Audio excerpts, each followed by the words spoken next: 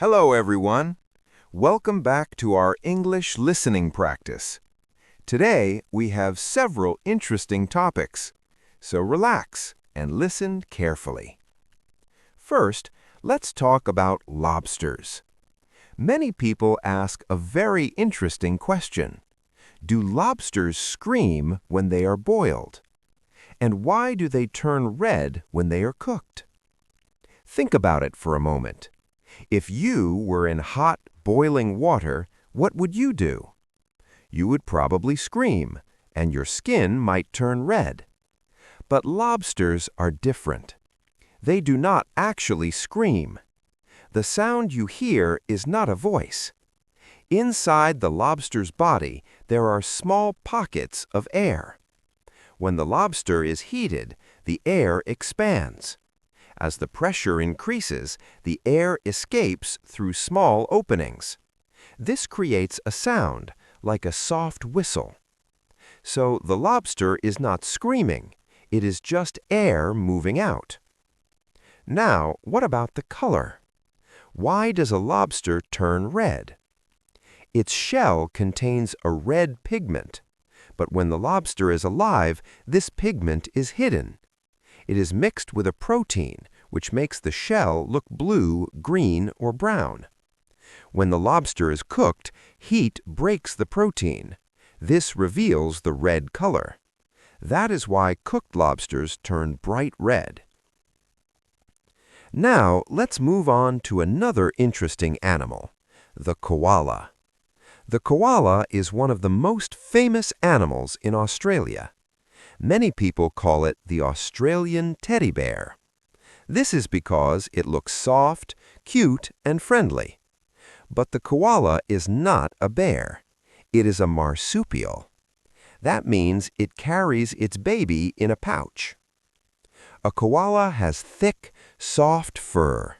It has round ears and small eyes. It does not have a tail. In the past, people hunted koalas for their fur. Because of this, their numbers became very low. Today, they are protected. Koalas live in eucalyptus trees. They spend most of their lives there. They eat eucalyptus leaves almost all the time. Their bodies are made for climbing. They have sharp claws and strong hands. Their fingers are divided into groups, which helps them hold branches easily. Koalas usually move slowly, but they can jump between branches very skillfully.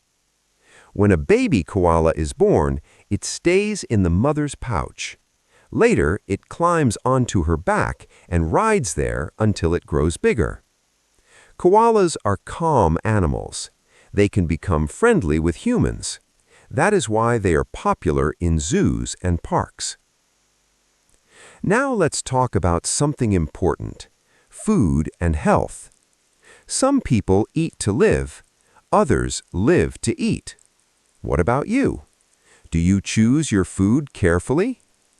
Here's a simple way to stay healthy and slim.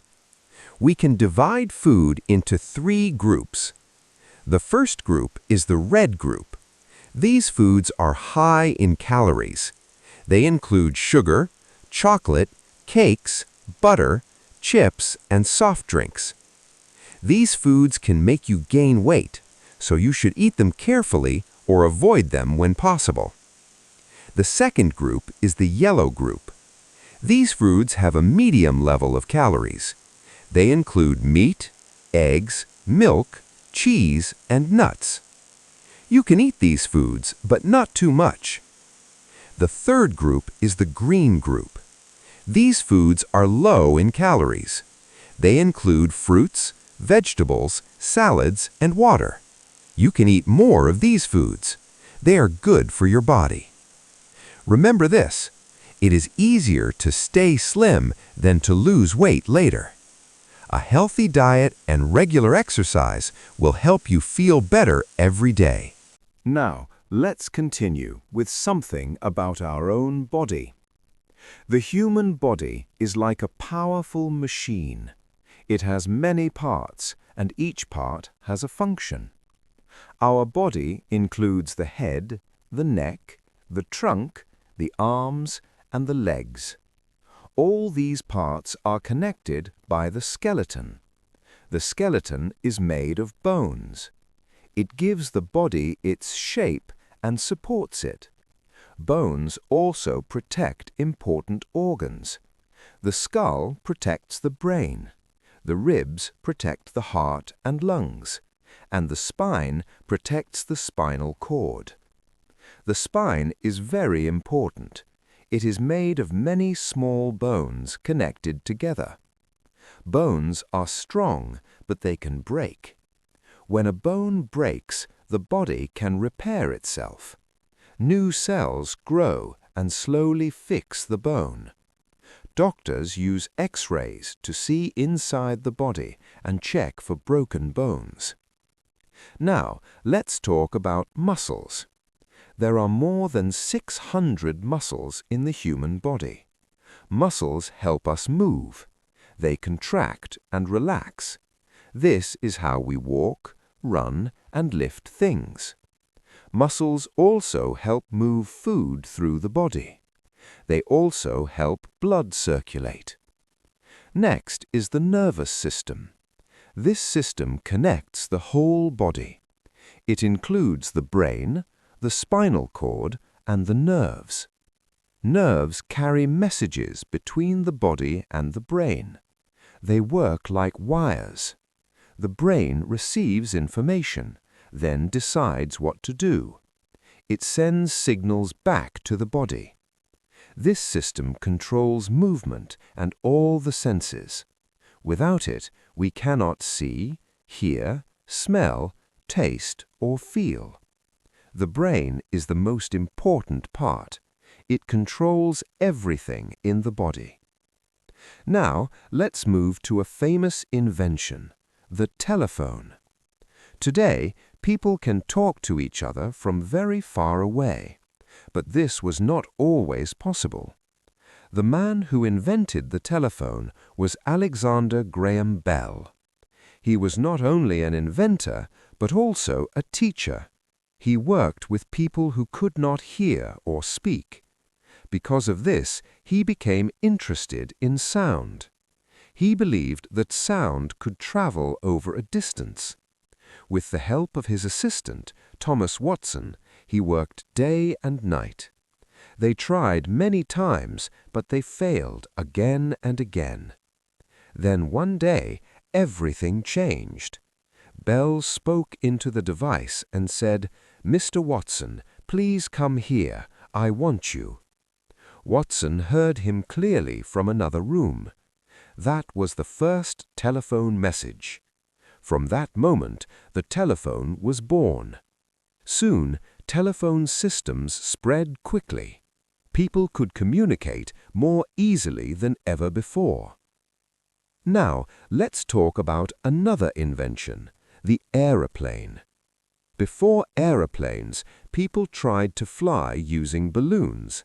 Then they created airships. But they wanted something better. They wanted a machine with wings.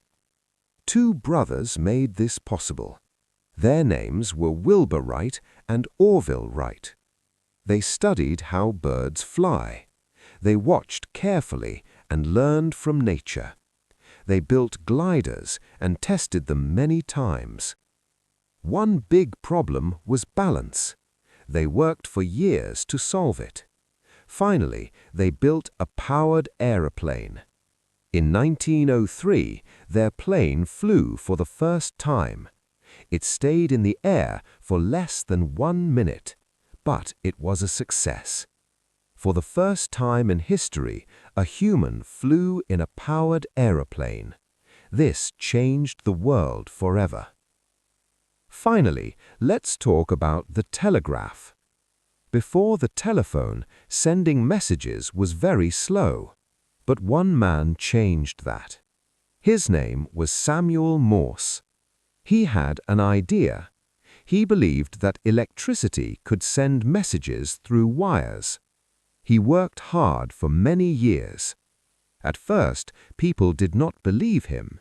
They thought his idea was impossible. He needed money, but no one wanted to help. After many difficulties, he finally got support. He built a telegraph line between two cities. Then he sent the first message. It worked. From that moment, communication became much faster. Soon, telegraph lines spread across countries and even across oceans. And that brings us to the end of today's listening practice. Thank you for listening. Keep practicing every day, and your English will improve. See you next time.